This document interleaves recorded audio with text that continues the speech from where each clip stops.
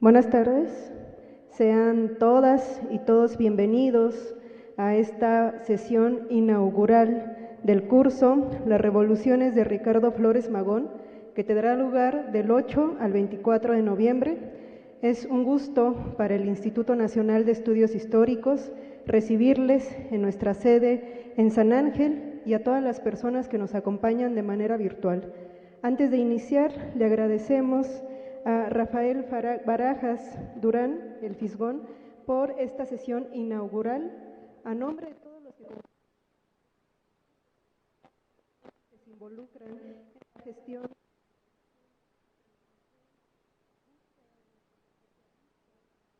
lo que tiene que ver con el aspecto de logística, todos y todas les damos la cordial bienvenida y deseamos que sean una jornada provechosa estas sesiones del curso.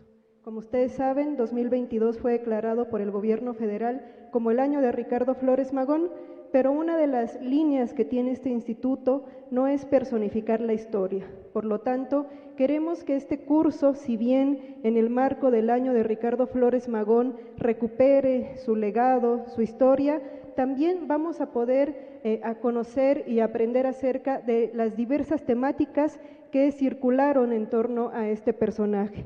Es por eso que hoy vamos a iniciar con caricaturistas precursores de la Revolución Mexicana, con Rafael Barajas Durán, a quien nuevamente agradecemos siempre su desinterés por compartir con nosotros de una manera siempre muy amigable y desinteresada todo su conocimiento y experiencia. El Partido Liberal Mexicano también va a estar a cargo del historiador de este instituto, Miguel Ángel Ramírez Jagüey, y de Vladimir Ñáñez García, que sepan fue parte del programa Jóvenes Investigadores.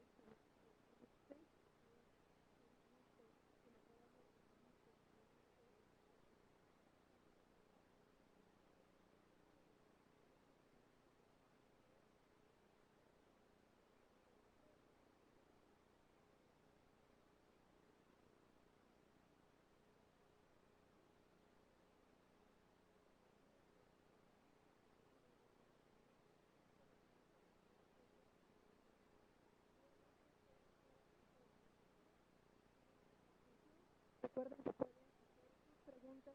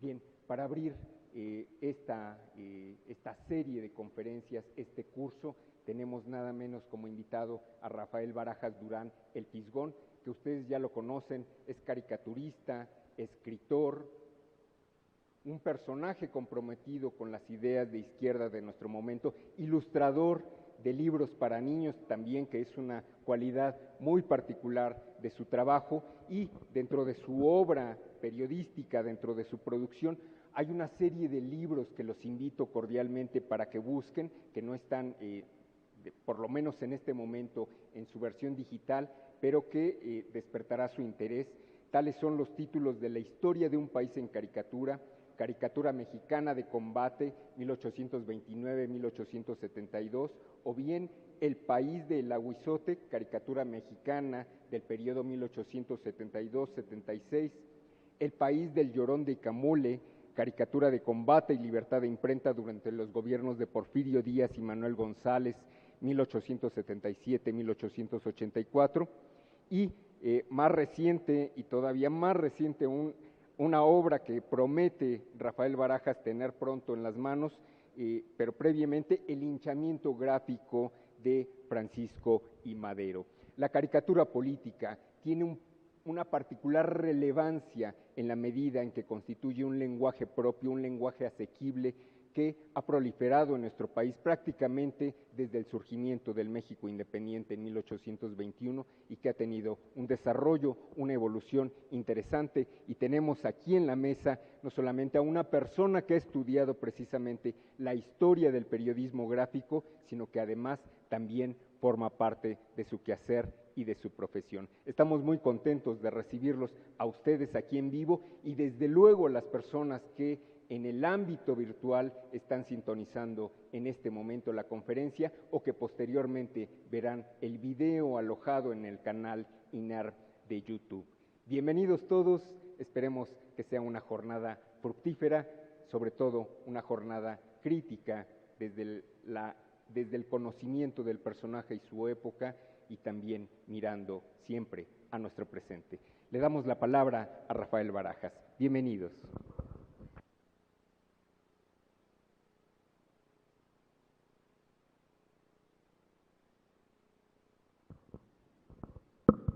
Sí, bueno, buenas tardes, tirando a noches.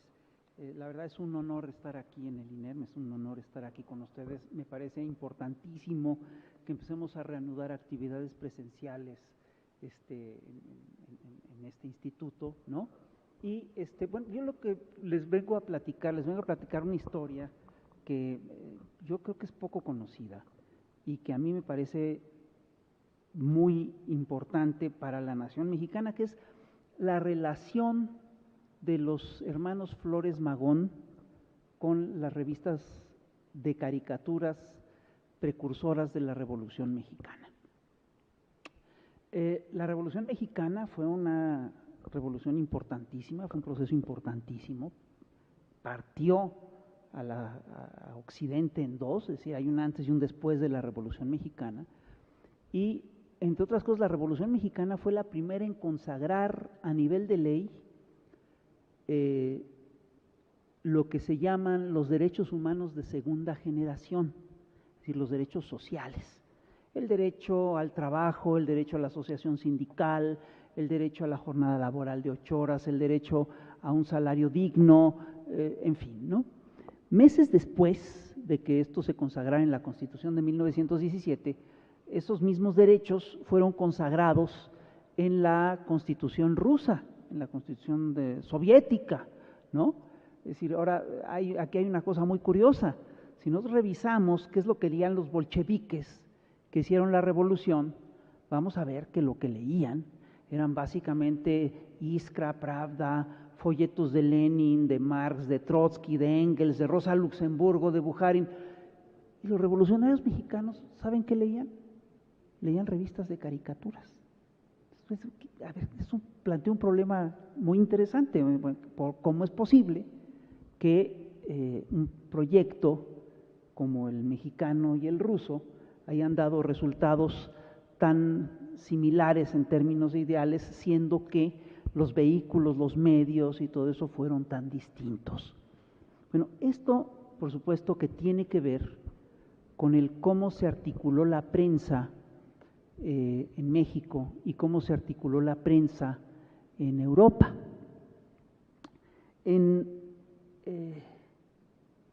Yo tenía una serie de apuntes, pero me los voy a brincar. En el siglo XIX ocurrió un fenómeno muy interesante, y es que, entre otras cosas, la política, que había sido un monopolio de las élites, de repente se abrió al debate público y irrumpió en el debate político lo que se conoce como la opinión pública. El ciudadano común de repente podía opinar en materia política y de repente hasta podía participar en política. Esto, por supuesto, este debate interesante, este proceso, se dio a través de diversos vehículos de propaganda y de información. Uno de ellos, no el único, pero el más importante, fue la prensa, fueron los periódicos. Y en Europa vimos cómo, después de la Revolución Francesa, empezaron a proliferar los periódicos, y los periódicos sirvieron para impulsar la Revolución de 1830, la Revolución de 1842, en fin, 48, perdón, los periódicos sirvieron para todas estas cosas, y un proceso muy similar se dio en nuestro país, un proceso muy similar se dio en México. En México, después de que se declara la independencia de la nación, el país, y eso ustedes lo saben perfectamente bien, se divide claramente en dos bandos. Por un lado están los liberales, por el otro están los conservadores. Como México venía de una tradición profundamente religiosa, este debate tuvo un carácter muy religioso a muchos niveles. Los partidarios del viejo régimen defendían esencialmente el dogma del Vaticano. Los partidarios del nuevo régimen, los liberales, lo que defendían eran los ideales del cristianismo primitivo. Pero todo esto, este debate fue muy importante, y es un hecho que los partidarios del viejo régimen tenían su propio aparato ideológico, pues que era la Iglesia, y los liberales buscaron construir su propio aparato ideológico, que fue precisamente el aparato de la prensa. Hay una anécdota que a mí me gusta mucho contar, que aparece en Los Misterios de París de Víctor Hugo, y es que hay una historia, Víctor Hugo relata que frente a la Catedral de Notre Dame se instaló un changarrito de imprenta, un señor puso una imprenta, y hay un personaje misterioso en la novela que se pasea por todas partes y dice, ve a la imprenta y ve a la Catedral de Notre Dame, y dice, esto matará a aquello. La pequeña imprenta va a acabar con el enorme aparato de poder e ideológico que es la Iglesia. Este debate que se dio en Europa también se dio en México. Y es un hecho que una parte importantísima del pleito entre los liberales y los conservadores se dio alrededor del aparato de la prensa. Cuando los liberales defendían el tema de la prensa, no solo estaban defendiendo un ideal plasmado en la Declaración de los Derechos del Hombre, que es el ideal de la libertad de expresión, sino que también estaban defendiendo un aparato de comunicación, un aparato ideológico, que es precisamente la prensa. Y es un hecho que la prensa jugó un papel importantísimo en el debate entre liberales y conservadores en las primeras décadas del siglo XIX. Cada vez que llegaba al poder el grupo conservador, se emitían leyes restrictivas a la prensa y se cerraban periódicos y se perseguían periodistas, y cada vez que llegaban los liberales al poder se emitían leyes favorables a la libertad de expresión, se liberaban periodistas y se permitía y se toleraba la libre circulación de los diarios. De hecho, si ustedes se fijan, el pleito de los liberales con la prensa, es decir, el vínculo de los liberales con la prensa era muy estrecho. Prácticamente todos los grandes liberales, casi, eran periodistas. Guillermo Prieto, Ignacio Ramírez, Manuel Paino, el propio Melchor Ocampo, La Fragua, prácticamente todos eran periodistas. Vicente Riva Palacio, casi todos eran periodistas. Y es un hecho, pues, que el triunfo de los liberales sobre los conservadores fue un triunfo complejo, se dio en varios momentos, ¿no? Se da primero el triunfo se da la revolución de Ayutla, se da el triunfo de la llegada de Juárez, de Comonfort al poder, luego la llegada de Juárez, en fin, y la guerra de 3 años la ganan los liberales, pero ahí no se acaba la cosa, sino que viene una intervención extranjera, ¿no? Que llega la intervención francesa, y ahí también los liberales combaten a los extranjeros y los combaten con las armas, pero también los combaten a través de la prensa. De manera que la prensa juega un papel muy importante en todos estos procesos, Y al final de la guerra de intervención, resulta que los periodistas tienen muy buen nombre, tienen buena reputación.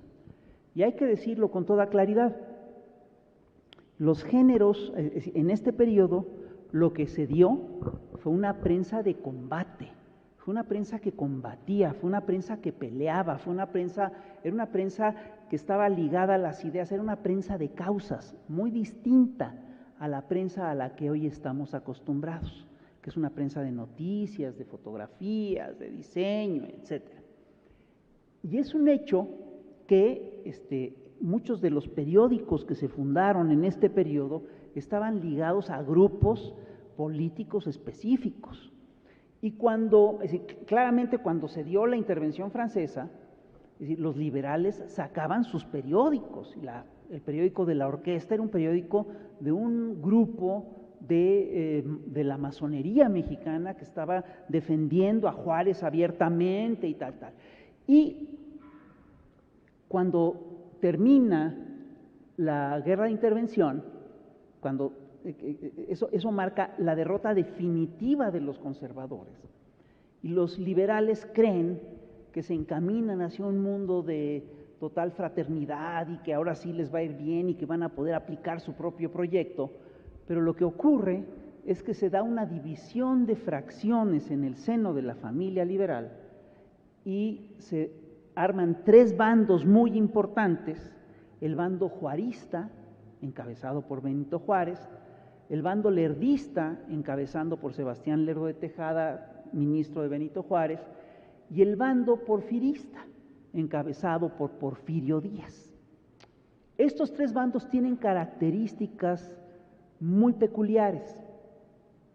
Juárez, por supuesto, y Lerdo encabezan a grupos específicos de terratenientes, encabezan esta burguesía agrícola que tiene un proyecto de modernización muy importante, y Porfirio Díaz y el grupo que está alrededor de él es en realidad una generación emergente, es el proyecto de una generación emergente que madura con mucha velocidad al fragor de la guerra y que además tiene grandes méritos militares, porque lo que plantean los porfiristas es que mientras Juárez y Lerdo estuvieron muy cómodos en Paso del Norte, ellos son los que dieron la batalla y ellos son los que ganaron la batalla del 5 de mayo y la batalla del 2 de abril. En fin, hay un pleito ahí generacional que es muy importante. Y ahí ocurre una cosa muy peculiar. El pleito entre porfiristas, juaristas y lerdistas se da en gran medida a través de la prensa y se da también a través de periódicos de caricaturas.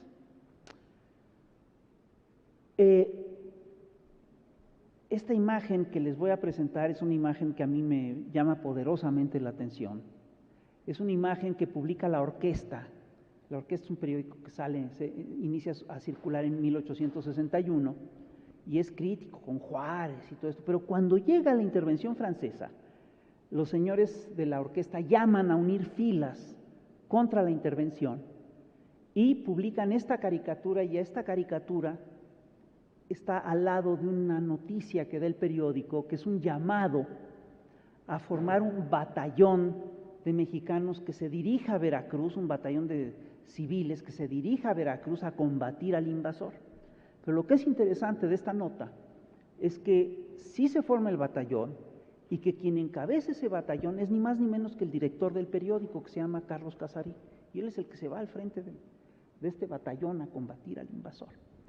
Cuando regresa, tras el triunfo de los liberales contra los conservadores, se abre un debate muy importante entre los bandos, las fracciones personalistas, y no estamos acostumbrados a ver a Juárez como en los billetes de 20 pesos, ¿no? Siempre de 3/4, bien peinadito, con su levita y toda esa cosa.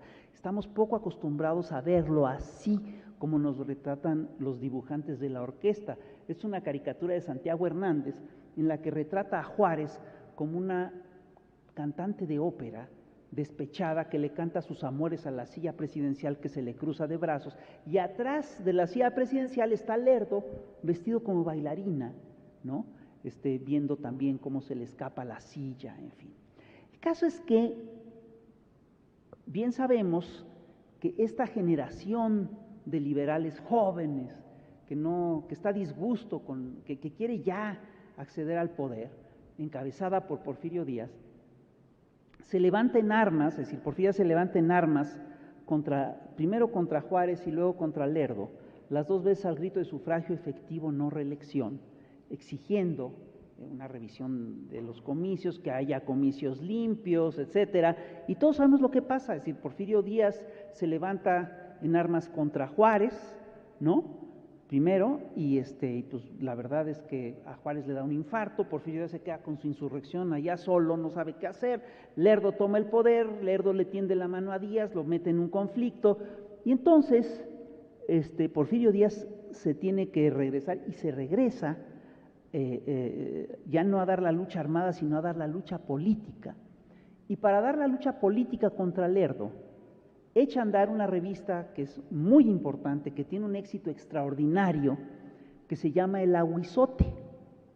Esta revista pues, marca la historia del periodismo mexicano. Hay un antes y un después de esta revista. Hay que decir que esta revista tiene una calidad literaria absolutamente extraordinaria y la calidad gráfica también era envidiable. Los caricaturistas eran dos, eran José María Villasana y Alamilla, Jesús T. Alamilla, y el que dirigía la parte literaria de la publicación era ni más ni menos que Vicente Rivapalacio, que era un prodigio literario, era de veras un extraordinario literato, y tú todavía lees la revista, sabes que es contra Lerdo, pero te sigues riendo de los versos, de los sonetos satíricos, de las cosas que se le ocurrían a Rivapalacio contra Lerdo. Y esta revista, junto con otras, pues, junto con San Baltasar, junto con el padre Cobos, le dieron guerra a Sebastián Lerdo de Tejada, pero llegó un momento en el que el pleito pasó de la propaganda a las armas, y entonces Porfirio Díaz se termina sublevando en armas contra Sebastián Lerdo de Tejada, y Vicente Rivapalacio abandona el Aguizote y se suma a la campaña de Porfirio Díaz. Para que no quepa dudas del compromiso de Rivapalacio con el plan de Tuxtepec, con la insurrección de Tuxtepec que encabezaba Porfirio Díaz, el Aguizote publica esta estampa a doble página en la que vemos a Vicente Rivapalacio dándole la mano a Porfirio Díaz y sellando así un pacto de combate contra Lerdo, ¿no? Porfirio Díaz entendía qué tan importante fue el peso del Aguizote en el combate contra Lerdo, tanto así que cuando Porfirio llega a la presidencia y cubre su primer cuatrienio, nombra a Rivapalacio secretario de Fomento, ministro de Fomento, al otro editorialista que tenía la revista, que se llama Juan N. Mirafuentes, lo nombra gobernador del Estado de México, y más tarde nombrará al caricaturista José María Villasana senador, no sé si diputado o senador, pero lo hace congresista, pues, ¿no? Es decir, es un pago claro a los servicios rendidos alrededor del plan de Tuxtepec. La revista del hijo del Aguizote, la revista del Aguizote cierra justo cuando Porfirio Díaz toma el poder.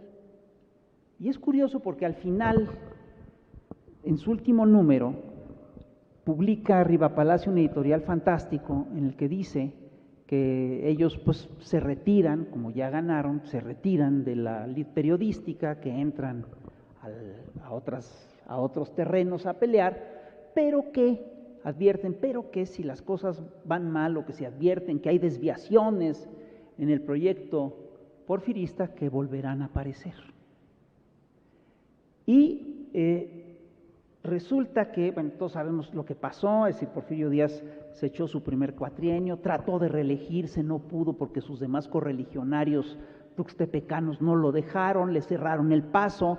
Hubo muchos candidatos, muchos aspirantes a la silla presidencial, estaba Juan N. Méndez, estaba el propio Riva Palacio, estaba el Manco González, estaba Trinidad García de la Cadena, Justo Benítez, José María Zamacona, todos querían ser presidentes de la República, entonces cierran el paso a Porfirio Díaz, y Porfirio Díaz finalmente se retira, le deja, apoya al Manco González, el Manco González hace un acuerdo con Díaz, permite el regreso de Díaz, se establece que la sucesión puede haber una reelección siempre y cuando no sea sucesiva, ¿no?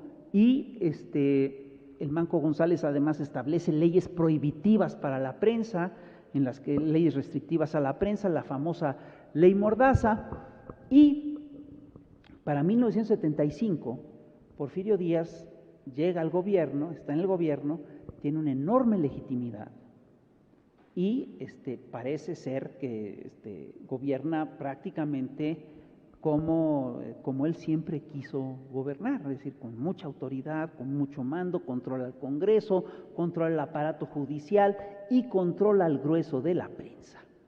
Y es en este contexto cuando se publica, no sé qué pasó aquí, no sé si así, cuando se publica en 1875 una revista que se llama El Hijo del Ahuizote. Y hay que decir que durante décadas no se supo quién echó a andar la primera época del Hijo del Ahuizote. Todo el mundo daba por sentado que el que estaba detrás de esta publicación era el caricaturista Daniel Cabrera, que firmaba con el seudónimo de Fígaro. Esta primera portada era efectivamente un llamado al regreso del Ahuizote. Obviamente el título del Ahuizote lo tenía José María Villasana, y lo que ahora hemos podido reconstruir es que Daniel Cabrera, un joven caricaturista, va y se entrevista con Vicente Riva Palacio y le dice: oye, pues yo quiero sacar una revista como yo quiero volver a sacar el Ahuizote. Y Riva Palacio le dice: no, pues no puedes volver a sacar el Ahuizote porque te van a demandar. Pero Riva Palacio lo ayuda, lo conecta con unos cuates que le van a hacer la parte literaria, lo conecta con un discípulo suyo que se llama Manuel Pérez Vivins, que publicaba una revista que se llamaba El Valedor, y lo apoya para sacar esta revista que se llama El Hijo del Ahuizote. El primer número del Hijo del Ahuizote tiene una cuarteta al pie, que a mí me gusta mucho, y que dice: salió Tuxtepec tan malo que hasta su hijo le arremete. La cuña, para que apriete, ha de ser del mismo palo. Haciendo alusión a que estaban hablando del plan de Tuxtepec reformado en Palo Alto. Ahora mira la imagen es preciosa. Está el personaje emblemático del Hijo del Ahuizote, que es un catrín, es un lépero de ciudad, ¿no? Que tiene un sombrero de copa y una levita, pero tiene calzón de manta, está descalzo, está frente a un atril sacándole punta a una pluma para retratar con el más negro de los huizaches a Porfirio Díaz y a todo su gabinete. El Hijo del Ahuizote, desde sus primeros, y aquí hay una cosa que hay que señalar que es bien interesante. Vicente Riva Palacio es el señor que escribió México a través de los siglos. Es de alguna manera el que le construyó el discurso histórico al Manco González y a Porfirio Díaz. No es cualquier cosa, es uno de los ideólogos del liberalismo mexicano. Y Vicente Riva Palacio está detrás de esta publicación. Entonces, Vicente Riva Palacio es un ideólogo importante, es un pensador importante, es un político importante, además quiere ser presidente de la República. Y Vicente Riva Palacio impulsa una agenda que es verdaderamente, que es muy precisa, ¿no?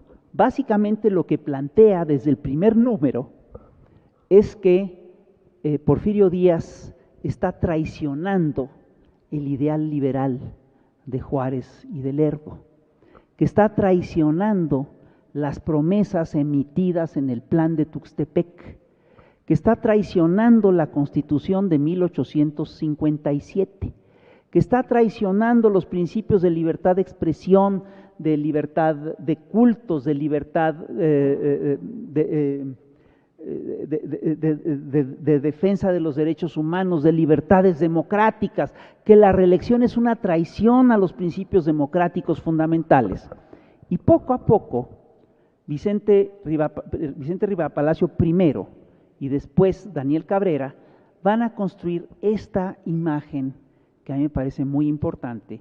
Van a criticar sobre todo las múltiples reelecciones de Porfirio Díaz, y básicamente lo que critican es que Porfirio, fíjense, esta imagen es muy precisa, está dejando de ser un liberal de levita a convertirse, está pasando de ser un liberal de levita a convertirse en un rey, en un monarca absoluto.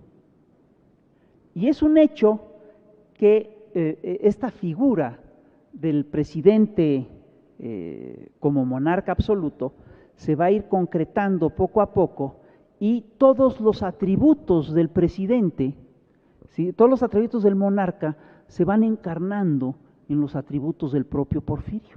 Por supuesto le agregan la corona, pero si ustedes se fijan, la silla presidencial se convierte en un trono monárquico y el cetro imperial o la espada de Porfirio Díaz se convierte en el cetro del rey. Y además, para colmo, a la espada, como Porfirio Díaz gobierna con mano dura y con firmeza, a la espada le ponen un sobrenombre, la apodan la matona, la espada matona, ¿no? Y convierten a Porfirio Díaz en esta antítesis del héroe liberal que él decía ser. Porfirio Díaz se vendía como el héroe liberal, como el heredero de Juárez, como el héroe de la batalla del 2 de abril, y estos señores durante varios años le están diciendo que ni chicles, que él es en realidad un monarca absoluto, que es un autoritario y que está consolidando una dictadura en el país. Durante varios años, ahora sí que no sé qué pasa con esto, durante varios años ahora sí como que volvió a agarrar otro tono, ¿verdad? Lo siento mucho, ahora sí que no sé qué hice. Durante varios años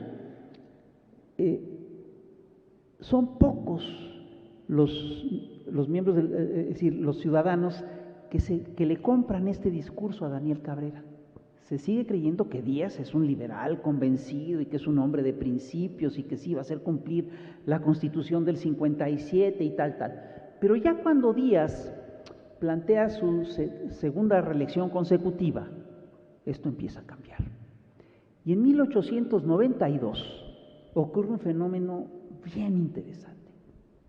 Y es que, aún estando Porfirio Díaz en la cima de su fama y de su nombre, se empieza a consolidar un movimiento antirreeleccionista, que primero está muy desorganizado, es como muy incipiente, simplemente son brotes de descontento. Y se expresan, sobre todo, a través del movimiento universitario estudiantil. Y a través, además, y este movimiento universitario estudiantil congrega a núcleos obreros y empiezan a impulsar lo que es la primera corriente antirreeleccionista importante del porfiriato. Hay que decir que es una corriente absolutamente incipiente. Vamos, no tienen ni siquiera candidato, porque Porfirio además se ha dedicado a eliminar a todos los posibles candidatos liberales, ¿no? Todos los grandes liberales que de su generación prácticamente los ha echado afuera, y algunos mueren misteriosamente, a otros les da una beca. Riva Palacio, desde que esto no se los conté, pero a la cierre del primer año del hijo del Ahuizote, a Riva Palacio lo exilia de embajador a España, ¿no? Entonces Porfirio Díaz está prácticamente solo. Los liberales radicales del hijo del Ahuizote no tienen un candidato a que oponerle a Díaz, y sin embargo hacen mítines en la Ciudad de México contra la reelección de Díaz. Esta imagen se publica en el hijo del Ahuizote y a mí me parece fantástica. Es una imagen en la que vemos a Porfirio Díaz trepado en el cañón del poder perpetuo, montado en la roca de la reelección, trepado en el bastión del dominio público. Pero pues nada, que han llegado una pareja de intrusos que son ni más ni menos que un obrero y un estudiante que con la palanca de la democracia están a punto de echar a Porfirio al abismo. Y es curioso porque estos jóvenes estudiantes organizan 3 jornadas en mayo de 1892, organizan 3 jornadas de protesta, ¿no? Y estas 3 jornadas son respondidas con una represión brutal. Porfirio Díaz contesta reprimiendo, pero hay que decirlo, el grueso de la prensa porfirista está en contra de los movimientos estudiantiles, está a favor del movimiento reeleccionista, pero hay algunos periódicos que apoyan a los jóvenes, notablemente, pues el Hijo del Aguizote, que llama a la rebelión estudiantil, en fin. Y quiero decirles que en este movimiento estudiantil de 1892 surge una nueva generación de revoltosos, de rebeldes, de liberales radicales. Y en esta generación están sobre todo estudiantes. Bien, esta caricatura es muy bonita. En el primer cuadro está el Porfirio Díaz en un balcón desdeñando a los estudiantes, ¿no? Y en el segundo cuadro vemos cómo a la hora de castigarlos ya los estudiantes son gigantes y los tratan como si fueran adultos y con una dureza terrible, en fin. Por supuesto que la prensa de la época trató a estos estudiantes con una dureza brutal, ¿no? Los trata les hace una campaña de descrédito muy, muy importante. Pero lo que les quiero contar es que en esta generación de nuevos rebeldes, el dirigente es ni más ni menos que Joaquín Clausel, que después se dedicará a ser pintor. Pero están Santiago de la Hoz, y están Jesús y Ricardo Flores Magón, que eran en aquel momento estudiantes de Derecho. Creo que Ricardo era estudiante de prepa todavía, pero Jesús era estudiante de Derecho. En esa generación estaban estos muchachos. Entonces, te digo, le hacen una campaña bestial de descrédito a los estudiantes, ¿no? Y los meten a la cárcel y, por supuesto, en todos estos momentos la prensa está sobre de ellos y el Hijo del Aguizote sí defiende a los chamacos, ¿no? Es decir, publica en páginas centrales este cartel sobre los clubes antirreeleccionistas en el que pone de un lado a los estudiantes presos y del otro a los obreros presos, ¿no? Y los estudiantes después salen de la cárcel a finales de 1892 y Clausel y algunos de los dirigentes deciden sacar a circulación un periódico radical, antiporfirista, para apoyar al Hijo del Aguizote, para impulsar la antirreelección, para denunciar las violaciones autoritarias de la dictadura, y Porfirio Díaz, por supuesto, que los manda a detener. Pero hace una cosa muy curiosa, porque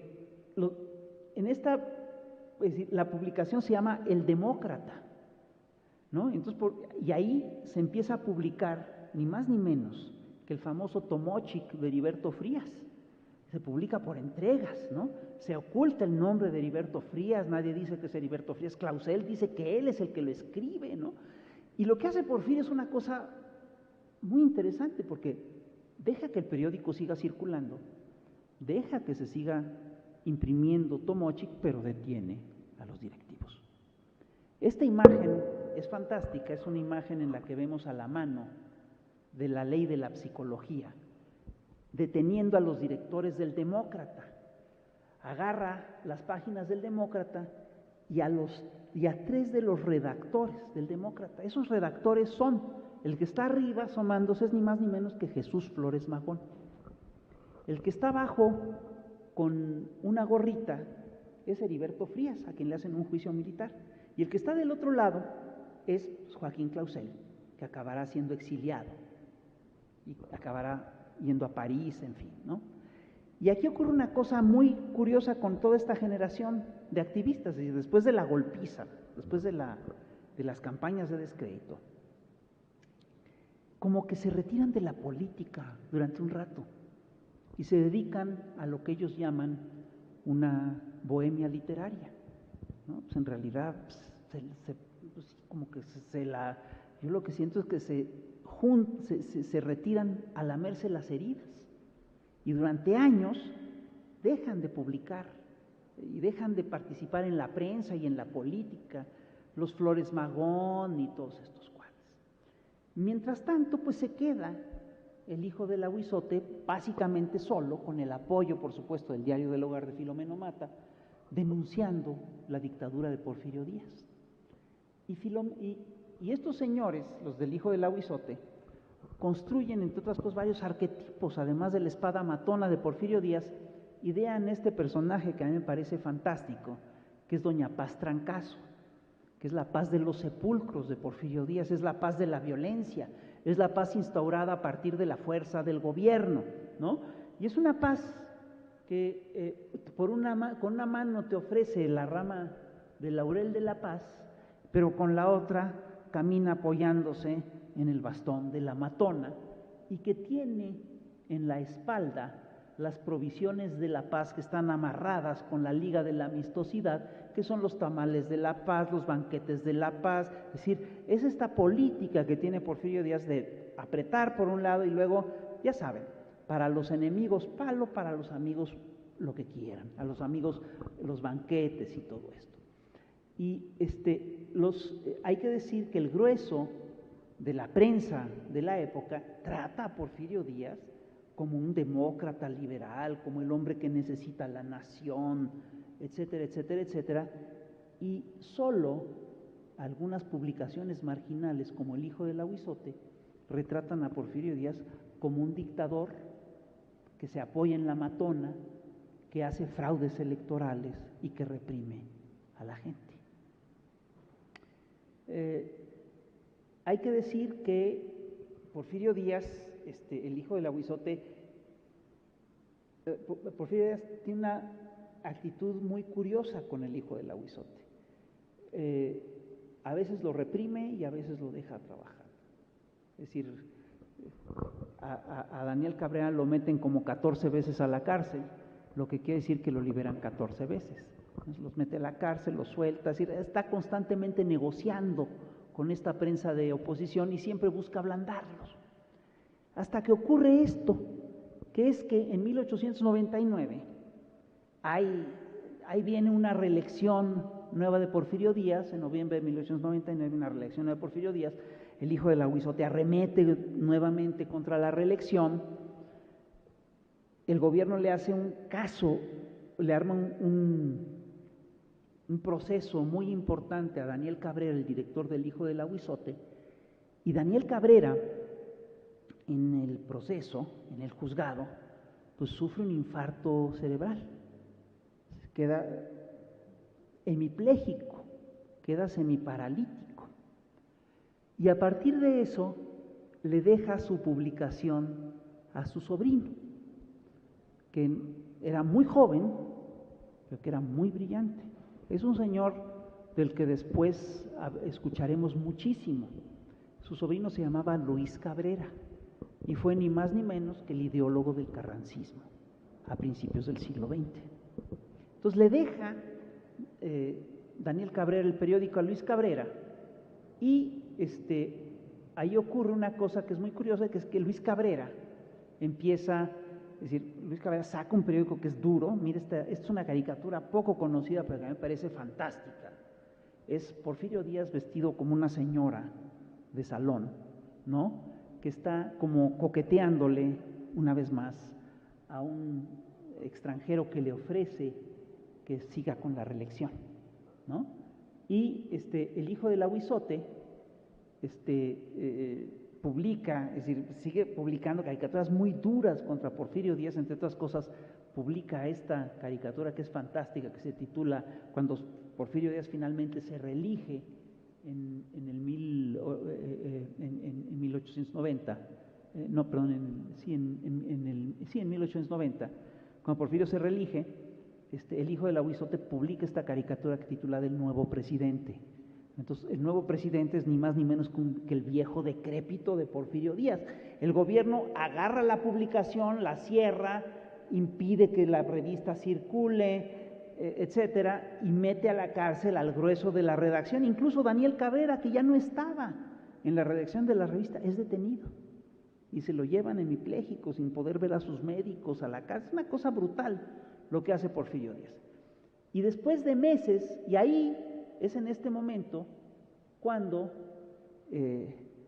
los estudiantes que se levantaron en armas o que se iniciaron en política en 1892 deciden regresar a la escena política, y ahí es cuando Jesús y Ricardo Flores Magón deciden publicar el Regeneración. Regeneración es un periódico muy curioso, porque es un periódico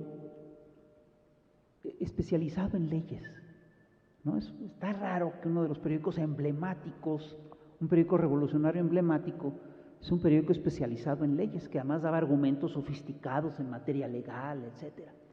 Entonces, bueno, ¿y por qué sacan los Flores Magón el periódico Regeneración justo en agosto de 1900?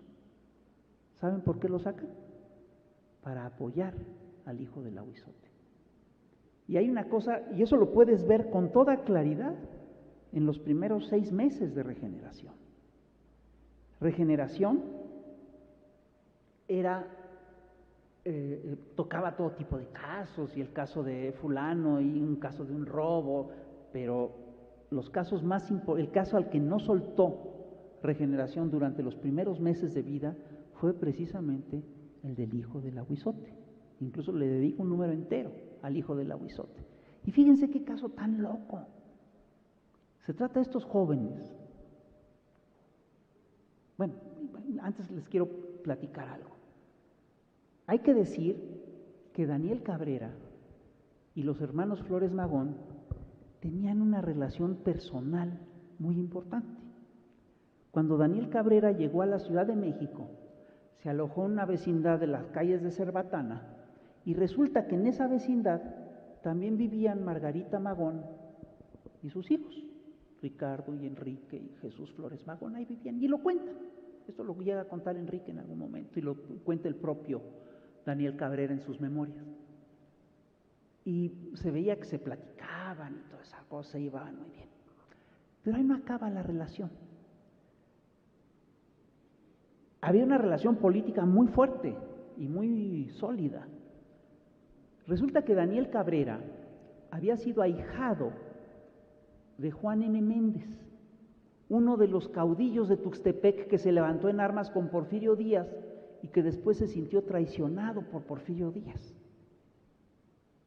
Y Daniel Cabrera arma esta revista del hijo del Ahuizote con varios de los tuxtepecanos despechados. Eran hijos inconformes de Tuxtepec. El hijo del Ahuizote es eso, es una conjunción de hijos inconformes de Tuxtepec. Gentes que apoyaron a Díaz a tomar el poder y que después estaban resentidos con él. Entonces, si tú revisas quiénes eran los redactores del hijo del Ahuizote, te vas a dar cuenta que muchos eran hijos despechados, hijos inconformes de Tuxtepec. Bueno, pues les tengo una noticia. Los hermanos Flores Magón también eran hijos inconformes de Tuxtepec.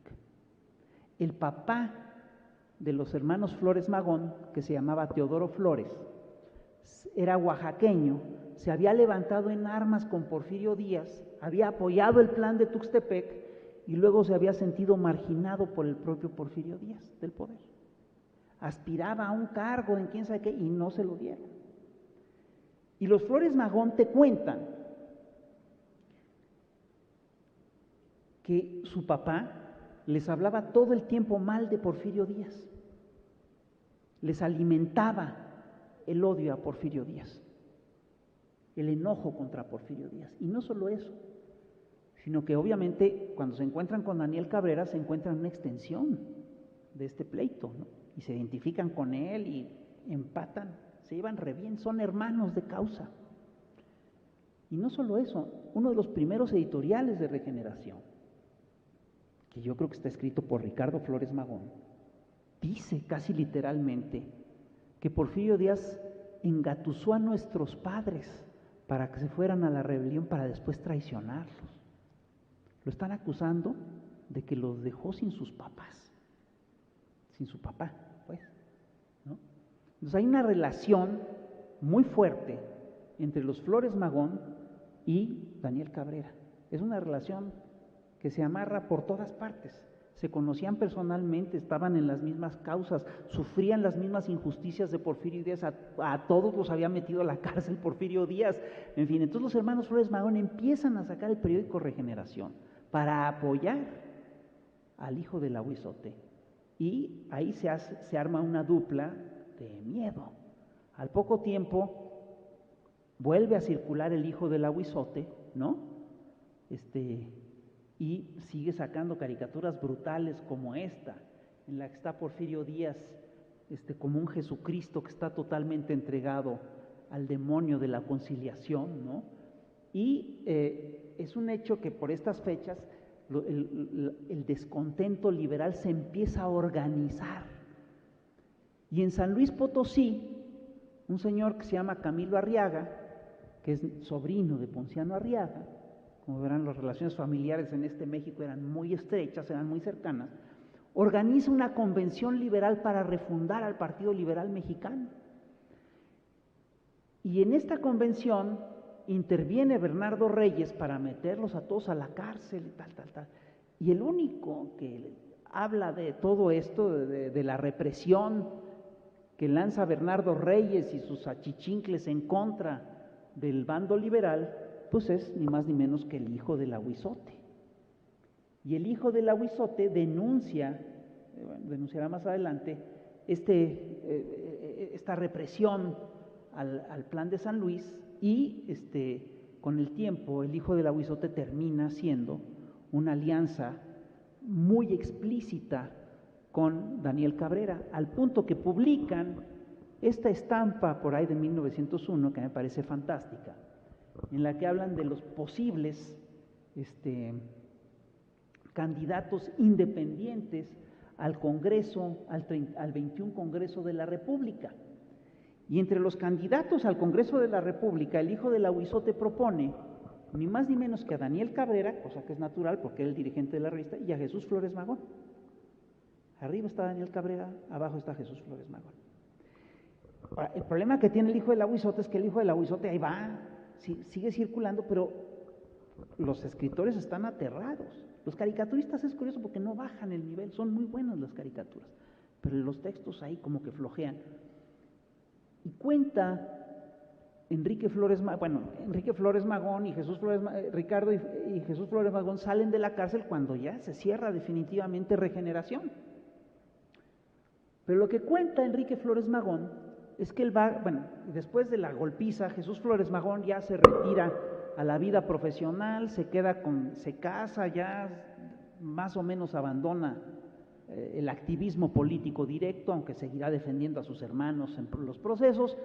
Pero lo que ocurre es una cosa muy sencilla, que los hermanos Flores Magón dicen, bueno, pues nos cerraron Regeneración, ¿qué hacemos? Entonces van y se entrevistan con Daniel Cabrera y le piden, por favor, le piden que les rente el periódico. Y Daniel Cabrera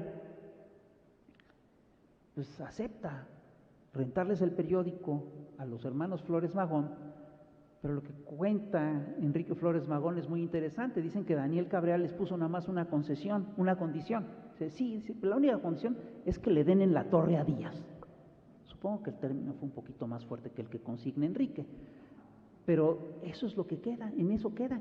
Y efectivamente, a los pocos meses, el hijo del Ahuizote empieza a circular ya bajo la dirección de Ricardo y Enrique Flores Magón. Ellos nunca firman como directores del hijo del Ahuizote, pero son de facto los directores del hijo del Ahuizote.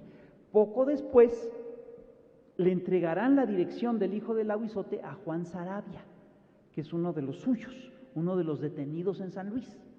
Entonces empiezan haciendo críticas, siguiendo la línea que les marcó Daniel Cabrera, pero poco a poco se radicalizan y agarran una estrategia que es fantástica, porque buscan las fisuras que hay dentro del régimen porfirista y se ensañan contra uno de sus cuadros, es decir, se van sobre todo contra Limantur y contra Bernardo Reyes, pero encuentran que el que está en una posición más debilitada es Bernardo Reyes y se van contra Bernardo Reyes y le hacen una cosa a Bernardo Reyes que es increíble, porque Bernardo Reyes convoca a la Segunda Reserva, que es un grupo medio paramilitar, medio militar, ciudadano, tal, y Enrique Flores Magón se infiltra en la Segunda Reserva y hace una crónica en la que cuenta que unos soldados, unos oficiales de la Segunda Reserva están diciendo que esa Segunda Reserva es para tumbar a Díaz.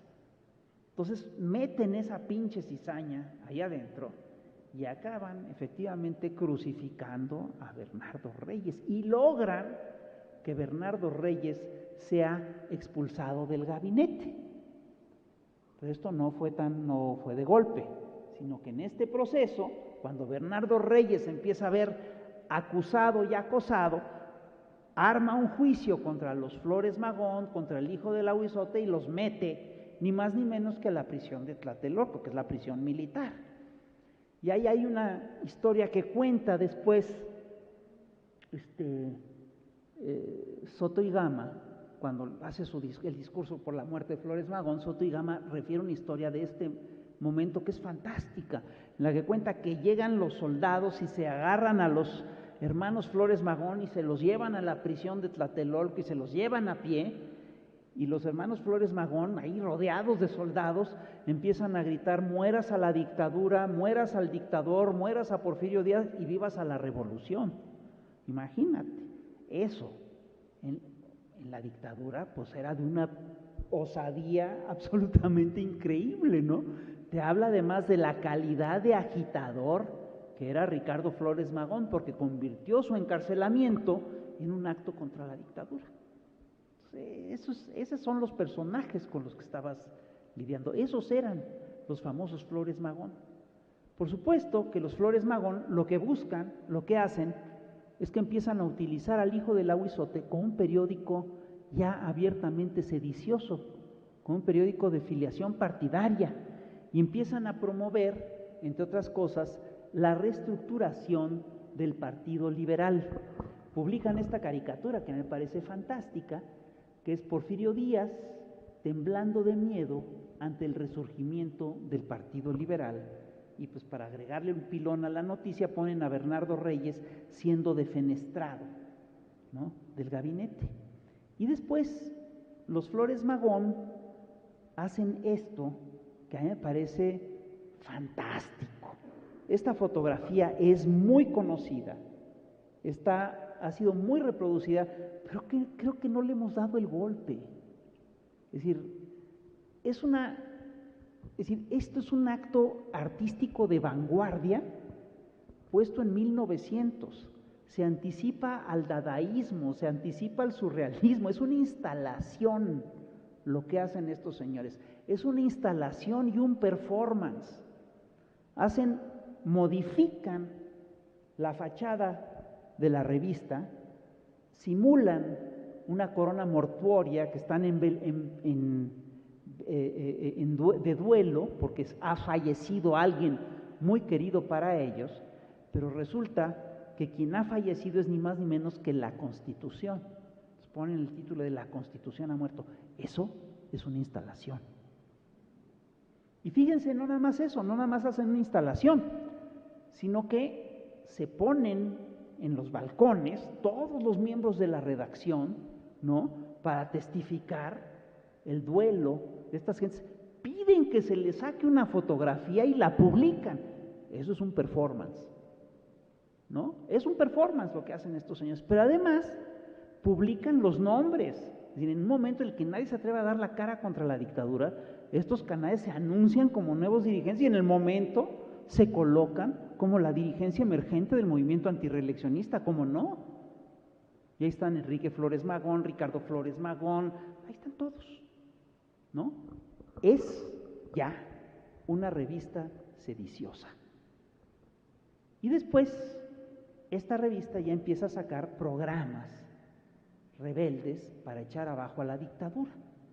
Estos publican entre otras cosas un manifiesto muy importante, ¿no?, que es el manifiesto del Club Ponciano Arriaga, en el que ya hablan de que se tiene que armar un partido que lance una candidatura que no sea la de Porfirio Díaz, todo esto, y hacen caricaturas como estas, en las que vemos los carnavales de Porfirio Díaz, la evolución de Porfirio Díaz, como Porfirio Díaz nace como un demócrata con su pinche gorro frigio, ¿no?, y termina convirtiéndose en un monarca absoluto, haciendo el baile ridículo con la matona al cinto, ¿no? Y no solo eso, no se quedan ahí. Cuando el gran día de gloria de Porfirio Díaz, además del 16 de septiembre, es el 2 de abril, se organizan fiestas para festejar al caudillo.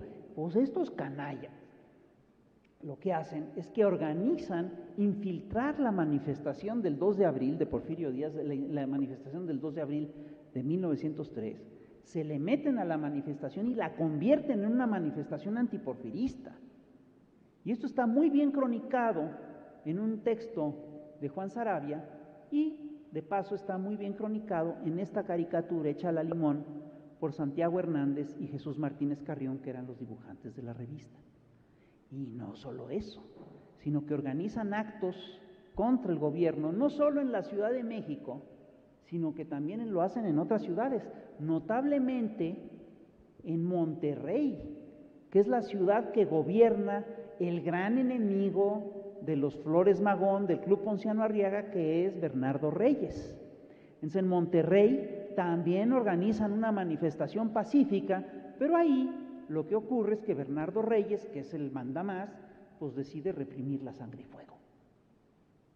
Y entonces se arma una matacinga y, pues bueno, ya sabemos lo que pasa con estas cosas, ¿no? Es decir, es una cosa brutal lo que hace Bernardo Reyes. Finalmente, lo que acaba ocurriendo con el hijo del Ahuizote es que Porfirio Díaz, ahí es cuando se da cuenta de que no puede con estos pinches chamacos revoltosos, decide ponerlos en cintura y decide cerrar la publicación. Y entonces manda a detener a toda la dirección del hijo del Ahuizote, a todos los detiene. Los caricaturistas se salvan porque eran anónimos al final de cuentas, ¿no? Y además se van se salvan de churro, pues, ¿no? Y Porfirio Díaz está la furia que tiene contra los Flores Magón, que incluso hace que un juez lance una suerte de edicto que establece que cualquiera que le publique un texto a los hermanos Flores Magón va a ser encarcelado. Que está prohibida la publicación de cualquier texto de los hermanos Flores Magón, así de claro es Porfirio Díaz, así de claro es el ucase. Y estos señores están en la cárcel, ¿no? Con nada a favor, con todo en contra, pero eran fantásticos. ¿Saben qué hacen los hermanos Flores Magón y Juan Saravia y todo este equipo? Resulta que el hijo del Ahuizote, pues era buen negocio, finalmente, producía dinero. Entonces lo que hicieron estos cuates es que todo el dinero que habían ahorrado del hijo del Ahuizote se lo gastaron para comprar imprentas, y compran 8 imprentas, clandestinas, por supuesto.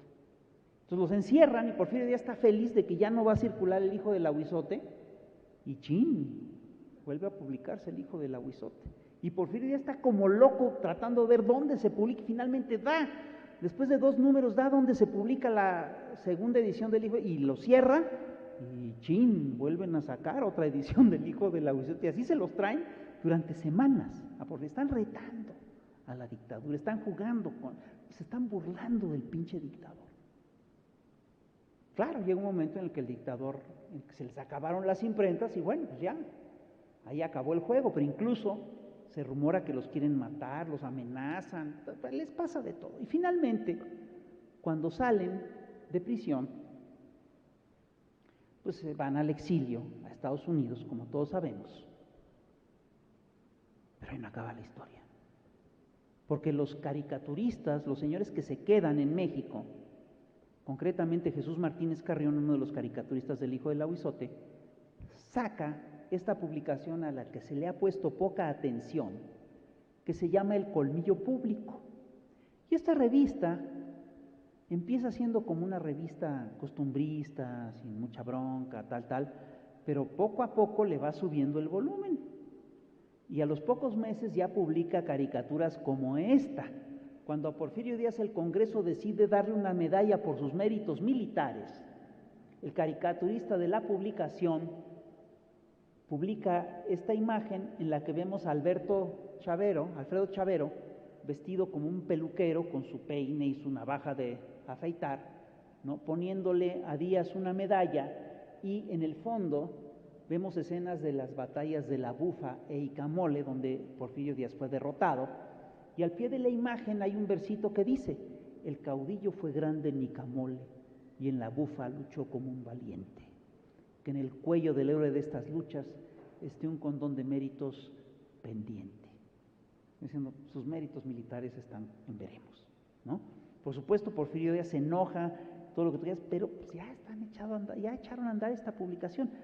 Y cuando reaparece Regeneración en Estados Unidos, el Colmillo Público lo celebra y lo aplaude. Y cuando encierran a los señores de Regeneración en Estados Unidos, el Colmillo Público organiza una colecta para sacarlos de la cárcel y junta la lana, que era enorme, una fianza enorme. El Colmillo la junta y sueltan a los Flores Magón. El Colmillo Público era, en realidad, la revista de los Flores Magón en la Ciudad de México. Era una revista del Club Liberal Ponciano Arriaga en la Ciudad de México. Y era la revista, además, que circulaba aquí en la ciudad, porque luego Regeneración ni llegaba. Y es la revista que utilizan los Flores Magón, que utiliza Ricardo Flores Magón, para trabajar, entre otras cosas, el programa del Partido Liberal Mexicano de 1906, que después publicará en su versión final en Regeneración.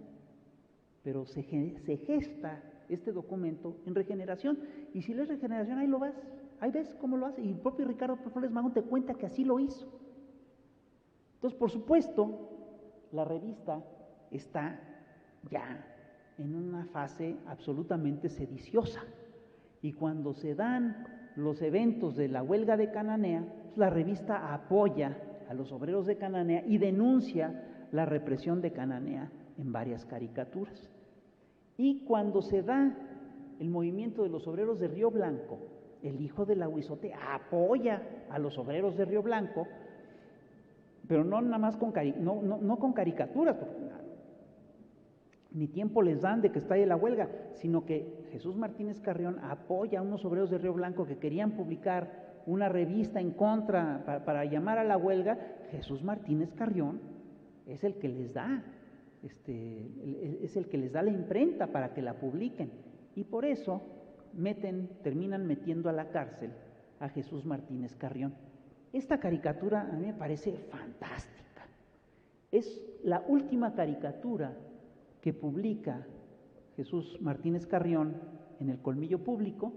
Es la caricatura central, es una imagen muy grande, se titula Preludio de Combate, y ahí vemos al pueblo obrero junto con la prensa independiente picando. La prensa, fíjate, el pueblo es el pueblo obrero, y la prensa trae la pluma del socialismo y está matando a esta quimera que es el gobierno, que está conformado por el clericalismo, el militarismo y el capitalismo. Fíjense, este es un ícono. Esta imagen yo no sé por qué no es más famosa. Esta imagen tendríamos que tenerla todos en el disco duro. Es ya una imagen que está haciendo un llamado a la insurrección contra el gobierno capitalista, militarista y clericalista. ¿Sí? Aquí es donde empieza la Revolución Mexicana. A Jesús Martínez Carrión,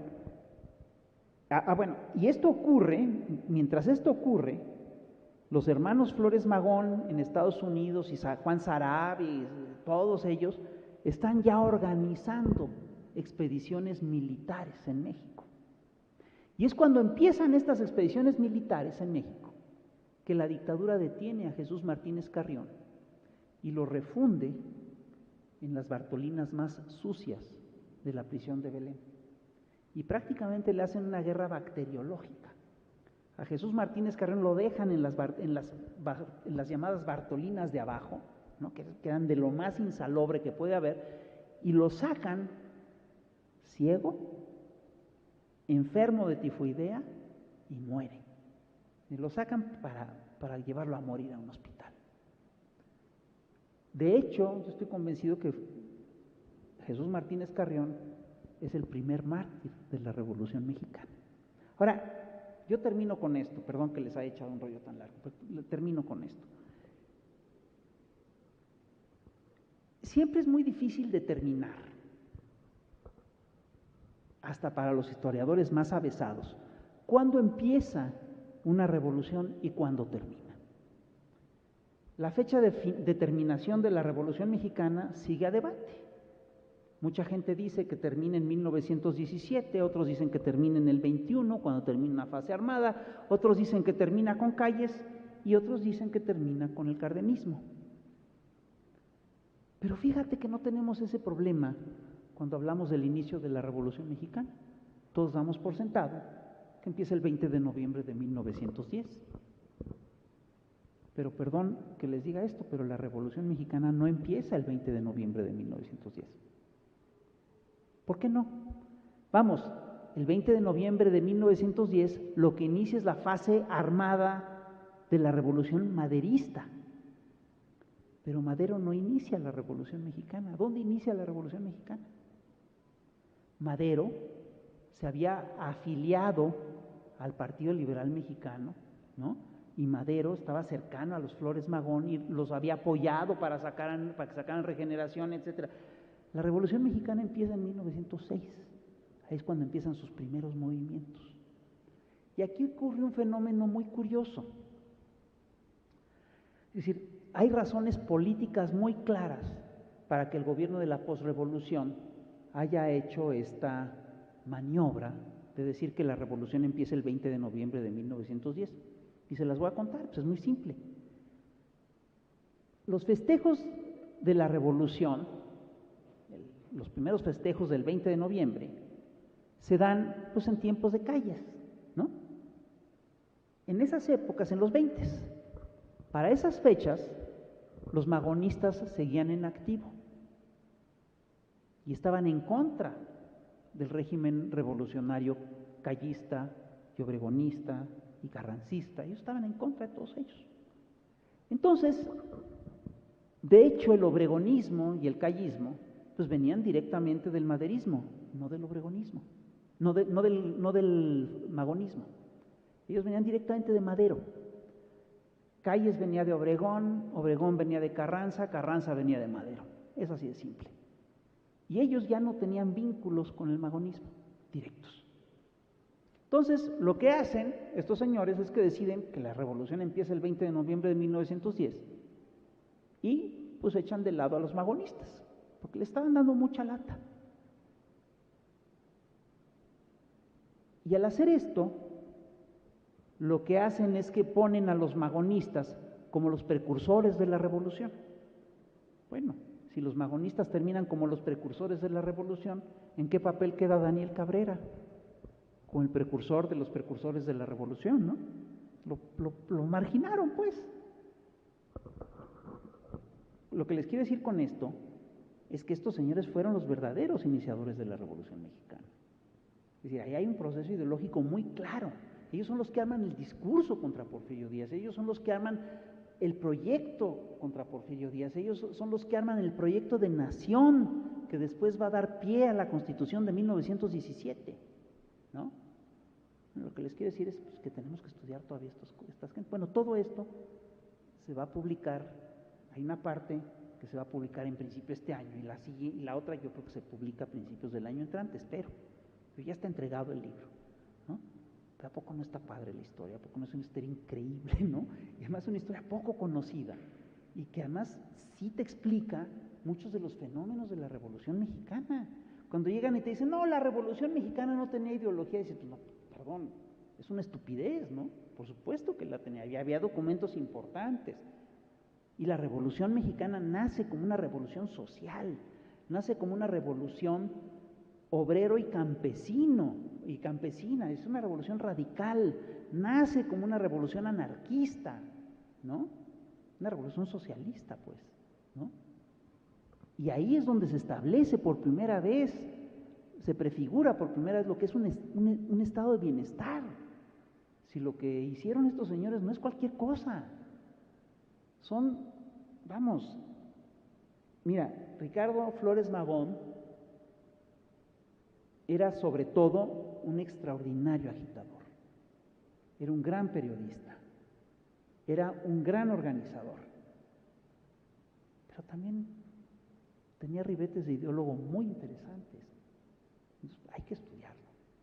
Y aquí sí, yo sí quiero darle las gracias a Jacinto Barrera, porque él fue el que hizo toda la recopilación del trabajo de Jesús Flores Magón, y es lo que nos permite además echarle un vistazo a este personaje que es realmente un personaje nodal de la historia de México. Y yo creo que además tendríamos que hacer un trabajo serio para rescatar a figuras tan importantes como Daniel Cabrera y como Jesús Martínez Carrión. Y también como Santiago Hernández y como todos estos caricaturistas que estaban aquí al lado de esto.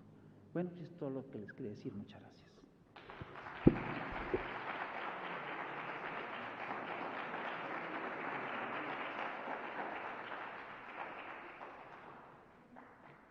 Unas pocas preguntas porque dejé el coche prendido.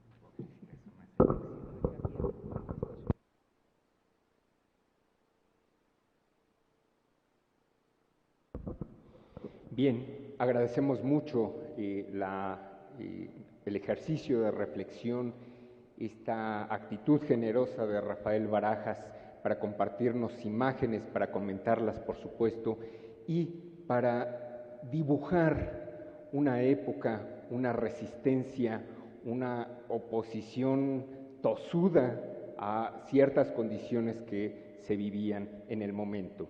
Bien, tenemos una serie de preguntas, pero también tenemos saludos, felicitaciones por parte de nuestro público virtual que nos sigue desde diferentes puntos del país y también fuera de él, y quiero hacerlo presente, envían a través del chat de nuestras redes sociales saludos desde Poza Rica, Veracruz, Texcoco, Estado de México, Jacona, Michoacán, Huajuapan de León, Oaxaca, desde la Huasteca hidalguense, de Toluca, Cuernavaca, Aguascalientes, Tepoztlán, Tamaulipas, Guadalajara, Cancún, Nezahualcóyotl, Saltillo, Coahuila, de Ciudad de México, de Coyoacán, de Tlalpan, Soledad de Doblado, Uruapan, Chihuahua, Huétamo, San Juan del Río, Querétaro, Morelos, Zapopan, Jalisco, Estado de México, Tabasco, San Cristóbal de las Casas, Temuaya, en fin, y también hay personas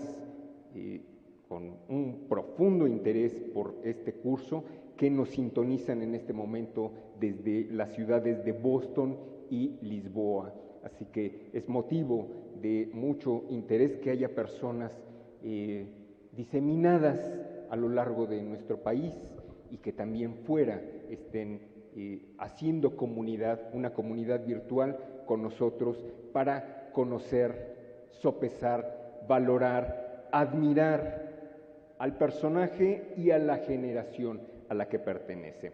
Y tenemos, Rafael, una serie de preguntas que son muy interesantes.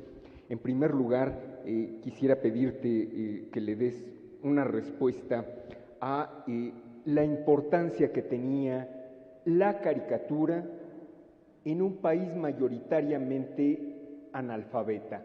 ¿Cuál es el alcance de la expresión gráfica de la caricatura respecto al texto? Vamos a comenzar por ahí, si te parece, y uniría una pregunta más.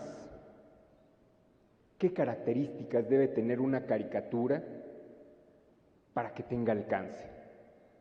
Porque dibujar o hacer muñequitos, pues todos nos animamos desde Kinder 1 o Plastilina 3, pero hacer una caricatura que tenga una entrada, una profundidad, que tenga una recepción es muy diferente. Lo digo desde tu perspectiva como estudioso del pasado, pero también como un profesionista del periodismo gráfico y de la caricatura. Adelante, por favor. Bueno, pues las preguntas son muy buenas. Yo sin lugar a dudas creo que la caricatura tenía mucha importancia en México, pero no solamente porque México era un país con un enorme analfabetismo. La caricatura fue una herramienta de agitación muy importante también en la Europa de principios del siglo XIX. De hecho, hay un cuate, Goldstein, que analiza lo que es la censura en el siglo XIX y cuenta que con mucha frecuencia los gobiernos toleraban con mucha facilidad a la prensa impresa, pero que eran mucho más rigurosos con la prensa escrita. Entonces, de hecho, hay una revista, el primero que lanza una revista de caricaturas al estilo del hijo del aguizote, del hijo del aguizote, es un francés que se llama Charles Philippon, que publica en 1830 una cosa que se llama la caricature, la caricatura. Y es una caricatura, arma un periódico básicamente a partir de textos y caricaturas. La parte literaria también era muy buena, porque ahí escribía ni más ni menos que Balzac, Honoré de Balzac. Pero el núcleo duro de la revista eran sin lugar a dudas las caricaturas, ¿no? Y la verdad es que ahí inicia una generación de caricaturistas potentísima, ¿no? Estaban Honoré Daumier, Granville, Traviés, una serie de caricaturistas que después hicieron historia. Y hay que decir que esta revista Philippon la arma como una maquinaria de guerra de propaganda contra Luis Felipe y le mina su prestigio y, en fin, por supuesto que Luis Felipe termina por cerrar la revista, ¿no? Y sin embargo, Luis Felipe cae años después de que cierra la revista, ¿no? Pero Luis Felipe sí, hasta el final de sus días decía, esa pinche revista es la que me hizo caer, ¿no? Es decir, era claro el peso que tenía la caricatura para golpear la imagen de estos funcionarios. Y esto que se daba en Europa también se daba en México. Ahora fíjate, el tema no es nada más porque estas imágenes estuvieran dirigidas a un público que no sabía leer. De hecho, si tú revisas las caricaturas del hijo del aguizote y las que se publicaban en Francia, en el Charivari y otras revistas de caricatura de mediados del siglo XIX, tú te vas a dar cuenta que de repente para entender ciertas caricaturas pues necesitabas hasta doctorado, ¿no? Porque te hacían alusiones a los dioses griegos y a leyendas egipcias, eran muy sofisticadas, ¿no? Pero lo que sí es un hecho es que las caricaturas tenían la capacidad de transmitir emociones y sensaciones, además de contenidos. Y eso es lo que realmente aterraba a los censores europeos y también a los mexicanos. Porque, es decir, no sé si tú te has fijado, pero hay dibujitos pues, que sí te hacen reír, ¿no? Y que se comunican directamente con tus afectos, ¿no? Y fíjate que los censores le tenían más miedo solo al teatro. Peor que la caricatura era el teatro, porque el teatro te podía conectar con mítines inmediatos. Teatro político se podía derivar, el temor que tenían es que derivara en un motín callejero, ¿no? Que de aquí vámonos al ministerio a decirles que quién sabe qué, ¿no?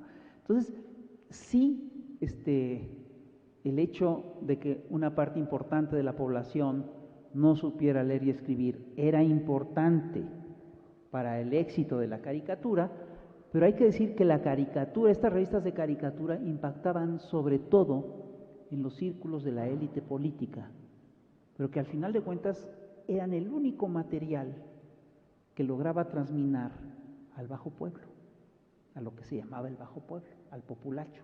Porque más la gente pues colgaba las caricaturas en las ventanas y en los negocios de repente, mira, y aquí ponen a Porfirio Díaz con su espada matona, esas cosas sí se hacían, ¿no? Congregaban, estas imágenes congregaban a la gente.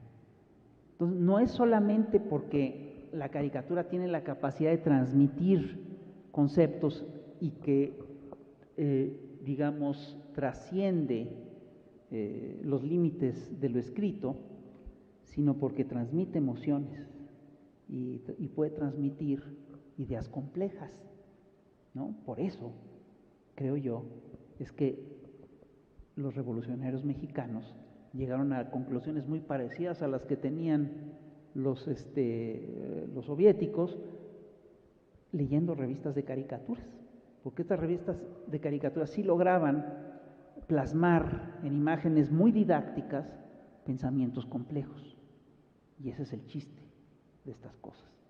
Imagínate pensamientos complejos y afectos, pues sí está muy cabrón, es mucho, ¿no? Esto es lo que ocurría. Ahora, ¿qué características tiene que tener una caricatura para que tenga alcance?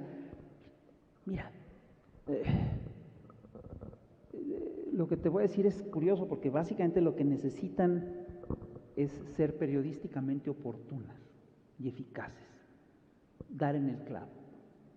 Y puede estar mal dibujada, y puede que el chiste no sea bueno, pero si la imagen toca el tema sobre el cual la gente quiere opinar, ahí sí no hay manera de que eso funcione mal. No sé si me explico.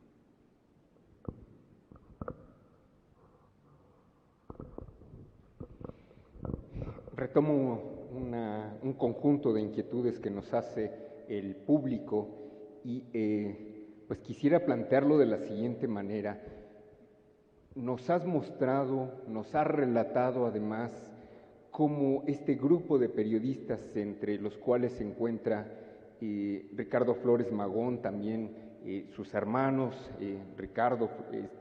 Enrique Flores Magón, Cabrera, Saravia, en fin, personajes tan comprometidos que incluso nos parecen extraños, pues ahora con el síndrome del Chapulín, en el que se cambia de bandera, pues donde no hay principios, estos personajes que tienen una solidez,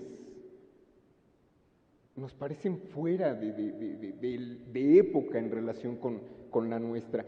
Danos una reflexión sobre esta constancia, sobre este valor y sobre este múltiple anecdotario de estos personajes que eran encarcelados en condiciones terribles, perseguidos, y sin embargo salían, y a veces lo relatan, y salíamos contentos, con ganas de escribir la siguiente editorial, con ganas de publicar la siguiente caricatura. Es decir, es una obstinación que es un punto de comparación muy interesante en relación con el presente.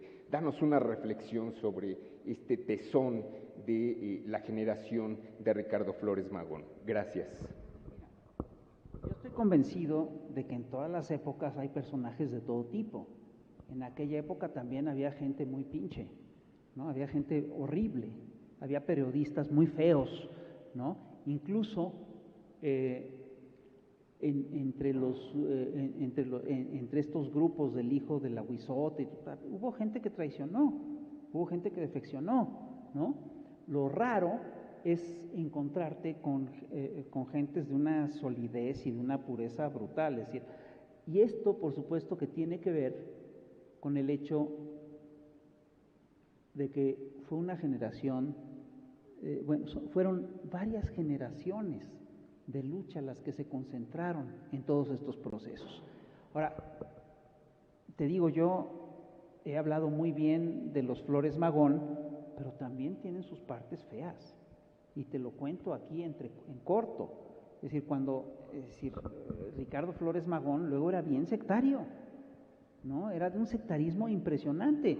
Cuando Juan Saravia sale de la cárcel y le dice, oye, pues hay que apoyar a Madero porque mira que esto salió bien y que tal, Ricardo Flores Magón lo escucha y en el siguiente número de Regeneración publica 8 columnas, Juan Saravia, traidor a la revolución.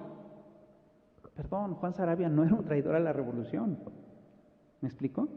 Es decir, entonces, todas estas cosas hay que verlas, todos estos personajes tienen claroscuros, aún los que se presentan como los más puros. Es más, con mucha frecuencia, los más puros hay que revisarlos con más cuidado. Te voy a poner un caso, un ejemplo de Ricardo Flores Magón. Ricardo Flores Magón, sin lugar a dudas, fue crucial para el arranque de la Revolución Mexicana. Pero se fue a Estados Unidos, ¿eh? Y yo recuerdo un texto de un anarquista belga, que de repente le dice, bueno, Ricardo Flores Magón dice que Zapata no es un revolucionario y que él sí lo es, pero si él es un revolucionario, ¿por qué Zapata está en Morelos defendiendo a sus campesinos y por qué está Ricardo Flores Magón a 30,000 kilómetros de donde se da la revolución? ¿Qué hace un revolucionario a 30,000 kilómetros de la revolución? No sé si me explico. Y todos estos personajes tienen sus claroscuros, absolutamente todos. Y te voy a decir, hoy sí, pues tenemos, es decir, pues hay chapulines y hay gente fea en todos estos procesos, pero también tienes gente muy sólida, ¿no? Tienes gente que entiende los procesos y que sabe dónde están. Te voy a poner un ejemplo, yo creo que hay cosas en las que hemos avanzado. Cuando Madero llegó al gobierno, el grueso de la prensa cerró filas contra él, ¿eh? Es más, entre los grupos que más lo atacaban estaban los magonistas. Los magonistas le hicieron la vida imposible a Madero. Y claro, cuando a Madero después le da el golpe Huerta, pues los magonistas quedaron muy mal parados, ¿no? Eso no está pasando ahorita. Sí tienes una prensa totalmente alineada con el viejo régimen, ¿no? Pero hay un sector de la prensa que no se metió a esos juegos, porque al final de cuentas es muy cómodo decir, no, pinche Madero, pues es el presidente ahora, vamos a pegarle, ¿no? Y no se están dando cuenta del proceso, no están, es decir, los señores que hicieron, y ojo, entre los cuates que se lanzaron contra Madero, había magonistas, caricaturistas magonistas muy importantes, como Santiago R. de la Vega, que acaba dirigiendo El Multicolor, que es una de las revistas que impulsan el golpe contra Madero. No sé si me explico. Entonces, bueno, a todos estos personajes, por supuesto que hay que analizarlos y hay que verlos con cuidado. Pero tampoco podemos idealizar a Flores Magón, ni Enrique, ni nada. Te recuerdo, Enrique Flores Magón acabó en el PRI, en la década de los 50, ¿no? Es decir, hay que revisar todas estas historias, ¿no? Ahora, sí, sin lugar a dudas, es una época increíble de revolucionarios convencidos, ¿no? Y ojo, todos ellos se pelearon entre sí y se denunciaron de cosas terribles. Mira, ahí está Luis Cabrera, ese Luis Cabrera que estuvo con la revolución que hizo el hijo de la Huizote entre 1901 y 1902, acabó siendo fascista, acabó en la derecha radical mexicana. Digo, hay que revisar todo esto con mucho cuidado, ¿no? Y mira, es normal que estos procesos sean así. Los procesos revolucionarios son muy complejos. Son procesos, además, que están plagados de contradicciones, que están plagados son procesos en los que la gente comete errores carísimos que solo se pueden ver 30 años después, ¿no? Que solo se pueden apreciar con el paso del tiempo.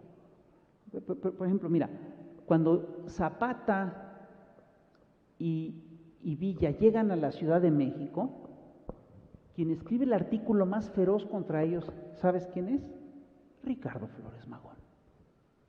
Y ahí sí tú dices, bueno, tendría razón Ricardo Flores Magón en 1906, pero no lo tenía, no la tenía ya en 1918, ¿no? Ahí qué pasó. No sé si me explico. Ahora, sí creo yo que muchas de estas figuras son heroicas, ¿no? Y son figuras extraordinarias. Por ejemplo, yo te voy a ser franco, bueno, por ejemplo, Ricardo Flores Magón de repente se lanza durísimo contra Camilo Arriaga. Y tú revisas las acusaciones de Ricardo Flores Magón y no tenía razón. Muchas eran chismes, muchas eran infundadas. Camilo Arriaga no era tan mal tipo, como luego le decía Ricardo Flores Magón. Ricardo Flores Magón de repente es brutal contra sus propios compañeros de lucha, ¿no? Pues todo eso pues hay que revisarlo, ¿no? Y tiene que ver con lo complejos que son estos procesos. Esos procesos no son sencillos, no son fáciles. Ve, por ejemplo, lo que fue la revolución bolchevique. Es decir, híjole, hay un momento en el que tú dices, híjole, ve los bandazos que da Bukharin, es decir, finalmente la figura que yo más rescato del proceso bolchevique, bueno, es Lenin, por supuesto, y Trotsky, pero a Trotsky ve las campañas de descrédito que le hicieron. Era el gran traidor en 1940, 1937, ¿no? Era considerado el gran traidor a la revolución. Y pues no, hoy sabemos que no. Hoy sabemos que el traidor era Stalin, ¿no? Pero así no se veía en aquel momento. Entonces son procesos, es decir, tenemos que ver esto con muchísimo cuidado y con muchísimo detenimiento. Ahora, te digo, sí hay figuras heroicas, y yo sí creo que una de las cosas que establece la importancia de estas figuras heroicas era también la dureza de la dictadura. La dictadura los fue radicalizando a todos, ¿no? Mientras más radicalizaba Porfirio la represión, más se radicalizaban estos en la causa, aunque no siempre tenían razón, ¿eh? En fin, no sé si contesté tu pregunta.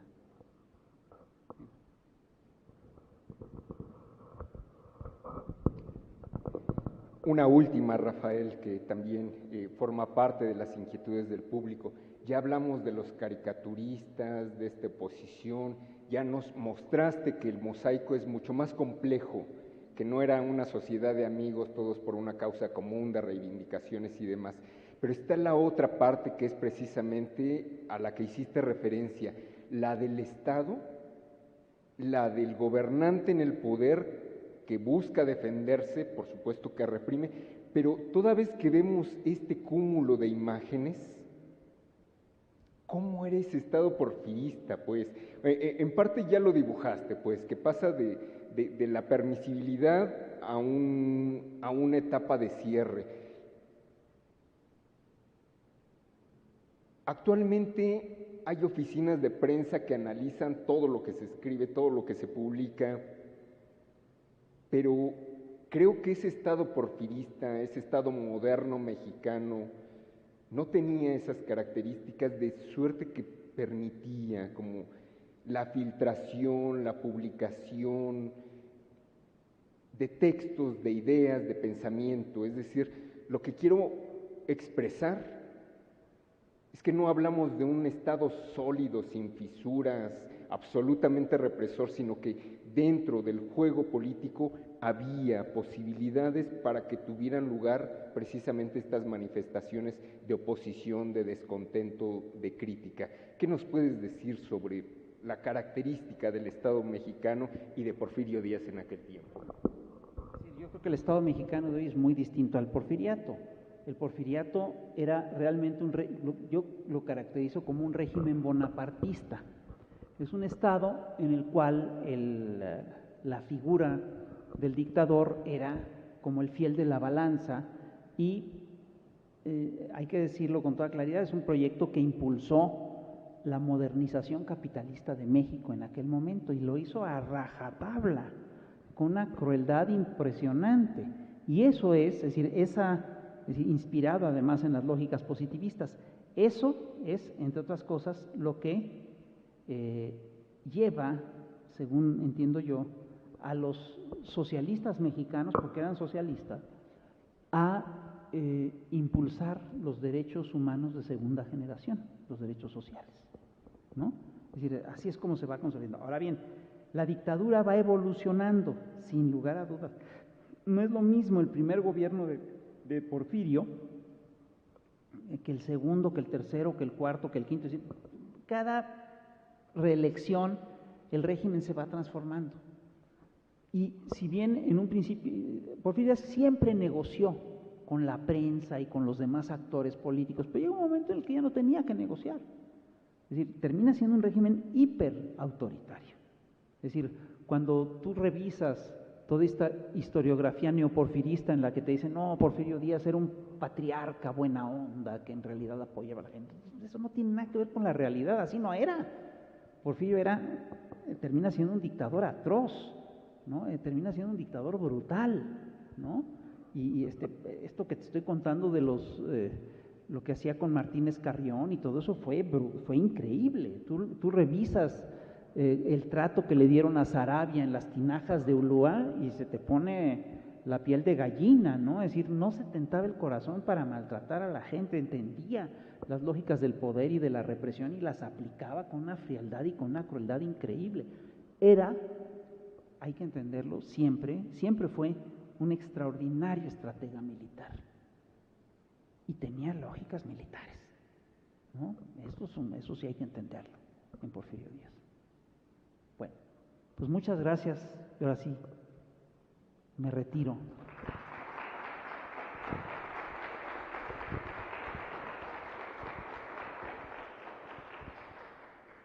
A nombre del Instituto Nacional de Estudios Históricos de las Revoluciones de México, de las personas que integran nuestro equipo de trabajo, de nuestras invitadas y nuestros invitados, les damos las gracias por seguir esta transmisión, por estar presentes, por tomarse el tiempo de visitarnos y venir a escuchar aquí en vivo. La otra parte para las personas que están inscritas, bueno, consiste en hacer básicamente la tarea, consultar la bibliografía en línea, seleccionar un texto, repasarlo, escribir 10 líneas, hablar sobre el tema que se abordó hoy y llenar su formulario de asistencia. Todas las asistencias son a través de formulario en línea. Les pedimos atentamente que hagan ese ejercicio, que es un ejercicio de retroalimentación.